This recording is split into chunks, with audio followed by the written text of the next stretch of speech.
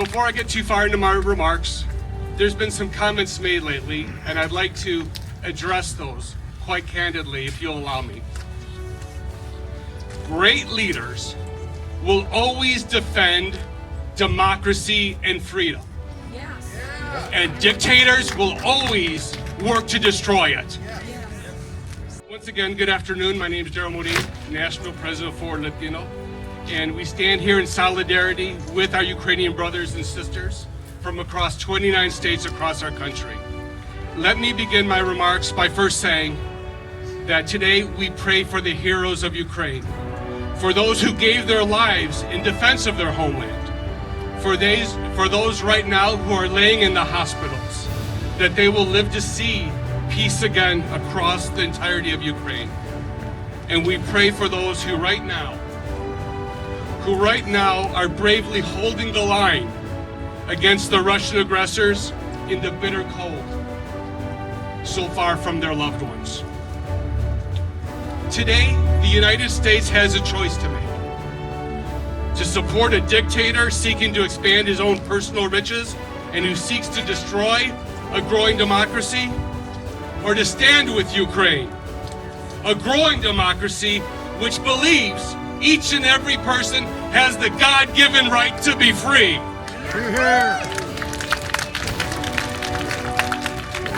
In 1776, there were those who sought to profit by the uprising in the North American colonies.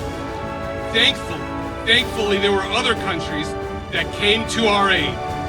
They believed in the promise of a new country, born of immigrants, that had broken from the shackles of tyranny and that was asserting their rights to form a new and free country governed by the people, for the people. A new land where freedom was more than just a word. And without their support, in our greatest hour of need, the United States of America would not exist today. Ukraine's story is America's story. It's a fight for freedom. It's a fight for human dignity, a gift given us from the Lord above, and it's not Putin's to take away today or ever.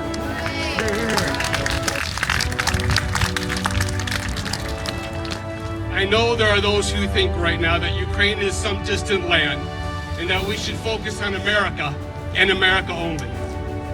As a nation, we tried that before, and it led to a world war. A world war in which victory came at tremendous cost of treasure and blood. We could not make that same mistake again. So for those of you at home watching, wondering what you can do, if you believe in freedom, if you believe in democracy, if you're a person who believes in the individual right to freedom, I ask you to do the following. Write this number down. I want you to call 202-224-3121. That's the phone number to the United States Capitol. I want you to ask to talk to your senator. And I want you to tell them or their staffer that you stand for freedom and you stand for democracy, and that the U.S. must continue to provide meaningful support to Ukraine. And once you hang up the phone, I want you to pick it up again and dial the same number and ask to talk to your United States representative and do the same thing all over again. I'm asking you for 10 minutes. I'm asking you for 10 minutes to do the right thing, to stand up for the freedom and peace in Ukraine. And what's 10 minutes when we compare it to the 3 years of our heroes fighting in the front lines right now? And with that, let me just say, Slava Ukraina! Героям слава! Close enough.